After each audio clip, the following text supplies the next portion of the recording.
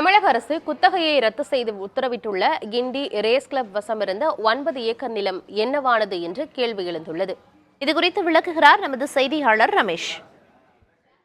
சென்னை கிண்டியில் உள்ள race course மைதானம் 160 ஏக்கர் பரப்பளவில் பறந்து விரிந்து காணப்படுகிறது. ஒரு கிராமத்தின் பரப்பளவிற்கு இணையான பரப்பளவு கொண்ட ஒரு பகுதியாக இருக்கிறது.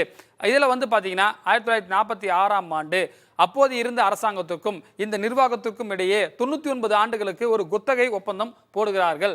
அந்த ஒப்பந்தத்தில் என்ன சொல்றாங்கன்னா, ஆண்டுக்கு 614 ரூபாய் நாங்கள் கொடுத்துறோம், அதாவது 10 வருஷத்துக்கு 6140 ரூபாய் கொடுத்துறோம் அப்படின்னு சொல்லி ஒரு ஒப்பந்தத்தை போடுறாங்க. ஆனால் 1970 வந்த அரசாங்கம் என்ன பண்றாங்கன்னா, இந்த குத்தகை தொகை போதாதுங்க, சேர்த்தி கொடுங்கன்னு சொல்லிட்டு சொல்றாங்க. ஆனால் அந்த நிர்வாகம் கோர்ட்டுக்கு போறாங்க. இந்த நிலையில அதனுடைய குத்தகை தொகையும் உயர்ந்து கொண்டே செல்கிறது.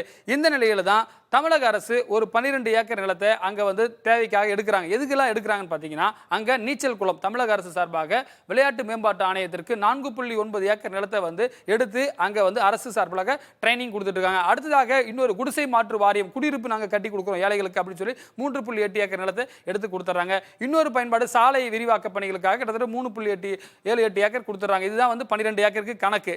அடுத்ததா இங்கே பார்த்தீங்கன்னா நடுவில் ஒரு குழப்பம் வருகிறது. நடுவில் ரேஸ் கோர்ஸ் பார்த்தீங்கன்னா அங்கே இருக்கக்கூடிய நிர்வாகம் ஒரு 5 ஏக்கருக்கு அதிகமான நிலத்தை சுமார் 300 கோடிக்கு விற்பனை பண்றாங்க. அதாவது குத்தகை விட்ட நிலத்தை அவங்க சேல்ஸ் பண்றாங்க. இதற்கு அப்போது சென்னை உயர்நீதிமன்றமும் 2018 அனுமதி கொடுக்குறாங்க. இன்றைக்கு மார்க்கெட் வேல்யூ அந்த பகுதியில் 28,000 30,000 ரூபாய் ஒரு ஸ்கொயர் ஃபீட்டுக்கு விற்குதுங்க. இந்த நிலையில் அங்கே ஒரு டபுள் பெட்ரூம் உடைய விலை 1.5 கோடி ரூபாய். இந்த நிலத்தை தான் தற்போது அவர்கள் அங்கே கொடுத்திருக்கிறார்கள். இதுல இருந்து மற்றொரு கதை இருக்கிறது. அதாவது 9 ஏக்கர் நிலத்தை மொத்தம் லேண்ட்ல இல்லை, அது எங்க இருக்குன்னு பார்த்தீங்கன்னா ஒரு ஆக்கிரமிப்பில் இருப்பதாக சொல்லப்படுகிறது.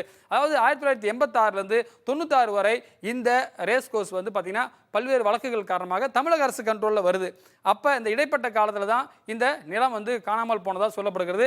ஆனால் தமிழக அரசு கேட்டால் ரேஸ் கோர்ஸ் தான் விற்றாங்க, காணாமல் பண்ணிட்டாங்க அப்படின்னு சொல்கிறாங்க.